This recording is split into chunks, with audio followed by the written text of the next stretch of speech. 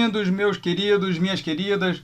Vamos a mais uma aula sensacional de geografia aqui com tigres asiáticos.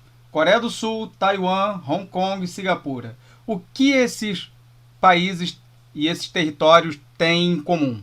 Vamos ver em breve. Vamos lá! No final da década de 70, alguns territórios do Pacífico Ocidental começaram a apresentar altos índices de crescimento econômico e interferência no mercado mundial, sendo por isso designados tigres asiáticos.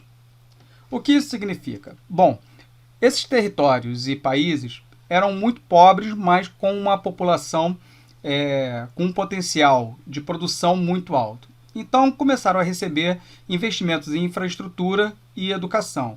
Isso fez com que esses países tivessem um rápido crescimento econômico muito forte, muito agressivo. E por isso houve uma comparação com o tigre, que é um animal também dessa região e que tem como característica sua agressividade e sua agilidade. Esses termos lembram a agressividade exatamente essa característica fundamental das primeiras 4 economias que se tornaram os tigres asiáticos.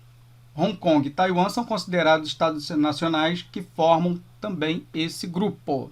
Eles utilizaram uma estratégia de atração de capital estrangeiro apoiada na mão de obra barata e disciplinada, com isenção de impostos nos baixos custos de instalação das empresas. A imensa e interrupta expansão da economia japonesa foi decisiva para criar um dinâmico mercado em toda a área circundante ao Pacífico. Os primeiros tigres asiáticos são Coreia do Sul, Hong Kong, Singapura e Taiwan, seguidos posteriormente por Filipinas, Indonésia, Malásia, Tailândia e Vietnã. Os tigres asiáticos eles compartilham muitas características com outras economias asiáticas, como Japão e China. Iniciaram o que passou a ser visto como uma particular aproximação asiática do desenvolvimento econômico. Alguns desses países, na década de 60, tinham indicadores sociais semelhantes aos países africanos, altamente estagnados. As principais transformações baseiam-se em acesso à educação e criação de infraestrutura de transporte, fundamental para a exportação competitiva. Então, basicamente, esses países investiram em infraestrutura para alocar multinacionais inicialmente e uma mão de obra altamente qualificada e barata, que foi criada a partir do incentivo à educação. Com o tempo, o termo tigre se tornou sinônimo de nação que alcançou o crescimento com um modelo econômico voltado para a exportação. Esse ponto é muito importante, nós veremos mais à frente. Recentemente, as nações do Sudeste Asiático, como Indonésia, Malásia, Filipinas e Tailândia, também passaram a ser considerados tigres, formando assim os tigres asiáticos da segunda geração ou novíssimos tigres asiáticos. Os tigres asiáticos alcançaram o desenvolvimento com um modelo econômico exportador. Esses territórios e nações produzem todo tipo de produto para exportá-lo a países industrializados. Recebiam multinacionais que produziam com mão de obra barata e esses produtos eles eram exportados para todo o mundo. Nesse momento, se você pegar qualquer coisa na sua casa, ou o seu tênis, ou até mesmo a sua blusa, você vai olhar e vai ver que foi feito nesta região. O consumo doméstico é desestimulado por altas tarifas governamentais. Eles encaram a educação como meio de aumentar a produtividade. Os países melhoram o sistema educacional em todos os níveis, assegurando que toda criança frequente o ensino fundamental e médio. Também investiu-se na melhoria do sistema universitário. Além disso, destaca-se a prática de incentivos fiscais a multinacionais. Como os tigres eram relativamente pobres durante a década de 60, tinham abundância de mão de obra barata, juntamente com a reforma educacional, eles conseguiram aproveitar essa vantagem, criando uma força de trabalho de baixo custo e muito produtiva. Então você tem a entrada de multinacionais a partir da construção de infraestrutura para recebê-las, um sistema educacional que qualifica essa mão de obra e um baixo custo dessa mão de obra, fatores do desenvolvimento.